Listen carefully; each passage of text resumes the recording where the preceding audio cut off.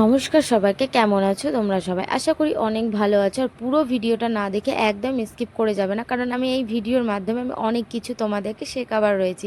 এটা ভেবো না তুই আবার শেখাবার কে ভাই, জ্ঞান দিচ্ছিস, কিন্তু সেরকম কিছুই না। কারণ হচ্ছে আমি এই কথাগুলোই তোমাদেরকে এই জন্যই বলবো যে আমি জীবনে অনেক কিছুই আমরা দুজন মিলে ফেস করেছি, কিন্তু আমার বর আমার জীবনে অনেকটাই কিছু মানে কি বলবো তোমাদের পূরণ করে দিয়েছে। আমি জীবনে যেটাই চেয়েছি গিফট হিসাবে আমাকে যেটুকু না পেরেছে আমাকে ওই অনেকটাই দেওয়ার চেষ্টা করেছে। আমি জানি না কার বর কাকে কি দেয়, কিন্তু আমার বরকে আমি যখনই যেটাই আবদার করেছি অনেক দিন পর হলেও আমাকে সেটা পূরণ করে দেয়। আর গিফট তো গিফটই হয়, সেটা ছোট হোক বা বড় হোক, কিন্তু সে এই জিনিসটা কিন্তু আমার কাছে কোনো গিফট না। আমাদের ওপরের ফ্যানটা সাদা কালারের ছিল, কিন্তু আমাদের ওই ফ্যানটা খুলে ফেলেছি, কারণ ওই ফ্যানটাতে আর চলছিল না ভাই, জোর ছিল না। তারপর আর কি আমার বর একটা ভালো ফ্যান নিয়ে আসলো। আমাদের তো অত সামর্থ্য নাই, যেটুকুনা সামর্থ্য আছে সেটার থেকেই নিয়ে এসেছি। তো কেউ কমেন্ট করতে আসো না এটা ফ্যান নিয়েছিস আবার ফের দেখাতে হবে তোকে। আমার সেরকম কিছু না, ছোট জিনিস হলেও সেটা আমি তোমাদের সাথে শেয়ার করার চেষ্টা করি। আমি জীবনে অনেক কিছুই নিয়েছি, কিন্তু তোমাদের সাথে শেয়ার করা হয়নি, কারণ হচ্ছে তখন আমি অতটাও আমার অতটাও মেন্টালিটিতে ছিল না যে এটা এটা শেয়ার করে। আর আমি তখন সত্যি কথা বলতে একটা ভালো ফোন ছিল না। এখন আমার বর আমাকে একটা ভালো ফোনও কিনে দিয়েছে। আর আমার জীবনে কি বলবো, যে কোনো জিনিস আমার একটুতেই ইচ্ছেটা বেশি হয়ে যায় যে হ্যাঁ এটা নিব ওটা নেব, কিন্তু টাকার জন্য নিতে পারি না। আর আমার বর এখানে চলে আসছিল, তাই আমি তোমাদেরকে দেখাতে চাইছিলাম জিভ বের করে। তারপর তোমাদেরকে কি বলবো, আমার বর তো আমার জন্য যেটা এনেছিল, সকাল সকাল স্নান করে উঠে আমি একদম রেডি হয়ে বসে আছি কখন আসবে। আর আমার বর দেখছি আমার স্নানটা হয়েছে আর দেখছি চলে আসছিল, কিন্তু আমাকে নিয়ে যায়নি। আমার জামাইবাবু আর আমার বর গিয়েছিল। তারপর আমার জামাইবাবু দেখো আমার গালটা টিপে দেবে, কারণ খুব লাগে, একদম জোরে করে জামাইবাবুরা গালটা টেপে, তোমরা ভালো করেই জানো। তারপর আমার বরটা অনেক ক্লান্ত হয়ে গিয়েছিল, বুঝতে পারছিল না, তবুও আমার বর আমাকে যেটা এনে দিয়েছে আমি এটাতে অনেক খুশি। বিয়ের আমার 4.5 বছর পার হয়ে গেল, আমার এখন একটা ছেলেও রয়েছে, কিন্তু এখনও পর্যন্ত জানো তো আমার শ্বশুরবাড়ি থেকে আমাদেরকে ঠিকঠাক করে মেনেই নেয়নি। কেন জানো? কারণ হচ্ছে আমি কালো, তাই শাশুড়ির কাছে কোনোদিনও ভালো হতে পারিনি, গায়ের রং কালো তাই। কিন্তু জানি না আগে হতে পারবো কিনা। আচ্ছা বলো তো, ভগবান যদি আমাদেরকে কালো দিয়ে দেয় তাহলে আমরা কি করব? ভগবানের তো দান, আমরা কি করব বলো দেখি।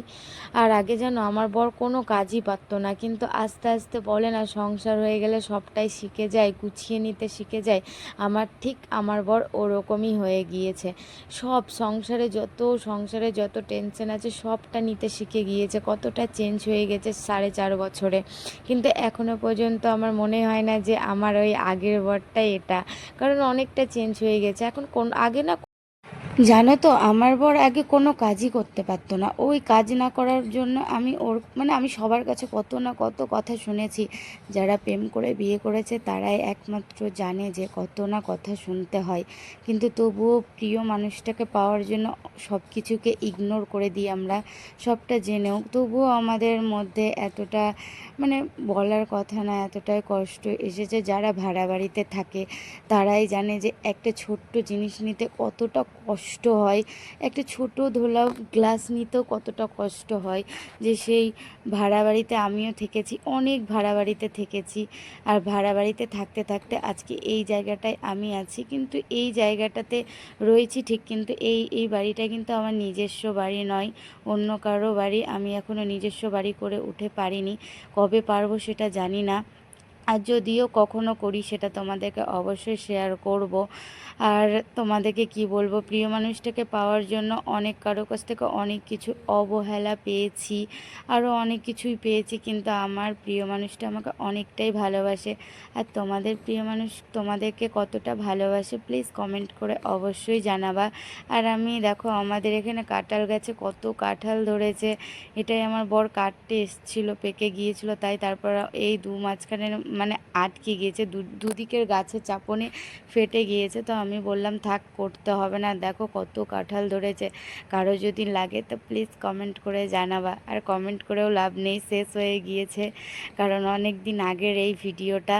তো তোমাদেরকে কি বলবো, আর কিছু বলারই নেই। মনে দুঃখ কষ্ট যা আছে এখানে শেয়ার করার ইচ্ছা করে। আর আজ পর্যন্ত কাদেরকে শ্বশুরবাড়ি থেকে মেনে নেয়নি, 4.5 বছর হয়ে গেলেও, বাচ্চা হয়ে গেলেও সেটা জানি না, কিন্তু আর আমি আমার শ্বশুরবাড়ি যাব না। আমাদের যাওয়ার কোনো প্ল্যান নেই। আগে ছিল প্ল্যান, এখন আমাদের যাওয়ার কোনো ইচ্ছে নাই। যেখানে আর আমাদেরকে সত্যি মেনে কথা নিতেই পারে বলতে না সেখানে। তারাই জানে যারা প্রেম করে বিয়ে করেছে, যে মানে ফ্যামিলি থেকে মেনে না নিতে গেলে কতটা কষ্ট হয় ভাড়া বাড়িতে কাটানো। আর আমরা অনেক বছর কাটিয়ে দিয়েছি, তাই জন্য আমাদের সেরকম কোনো কিছু প্রবলেম হয় না। আমাদের ব্যাপারে যারা জানে যে আমরা এত কিছু ফেস করার পরে এখানে আছে, আর আমার বর আমার হাতটা এখনও পর্যন্ত ছেড়ে দেয়নি। তাকে অনেকেই বলেছে যে প্লিজ ওকে ছেড়ে দে, আরও অনেক কিছু জাদু টোনা আরও অনেক কিছুই করেছে আমাকে ছাড়ার জন্য। কিন্তু ওই যে বলে না, গুণী গানি করেও কিছু হয় না, কোনো দিনও কিছু করতে পারে না। ভালোবাসা তো ভগবানের কাছ থেকেই মিলনটা পাঠিয়ে দেয় যে হ্যাঁ এটা ওর জন্য, এটা ওর জন্য। কখনো গায়ের রং দেখে বিচার করো না যে হ্যাঁ ওই কালো বলে ওর সাথে কেন বিয়ে আমি দেব। এটা কোনো ব্যাপার না, ঠিক আছে? আমার প্রিয় মানুষ আমাকে অনেকটা পছন্দ করে, আর আমার এই রূপটাতেই অনেক পছন্দ করে। তো আমার সুন্দর হবার কোনো দরকার নেই। যেই মানুষটা আমাকে এই ধরনেই পছন্দ করে তার কাছে আমি সুন্দর হলে, হাজার সুন্দর হলেও পছন্দ না করতেও পারে। তাই আমি এখানেই ঠিক আছি। আর আমার বর আমাকে সবসময় সাপোর্ট করে যে তুমি টেনশন করো না, আমি তোমার পাশে আছি। আমাদেরকে চেষ্টা করেছে দুজনকে আলাদা করার, বলেছে না, বলে না সবাই যে প্রেম করে বিয়ে করতে গেলে নাকি ছাড়াছাড়ির একটা হাত থাকে, হয় মেয়ের বাড়ি বা ছেলের বাড়ি।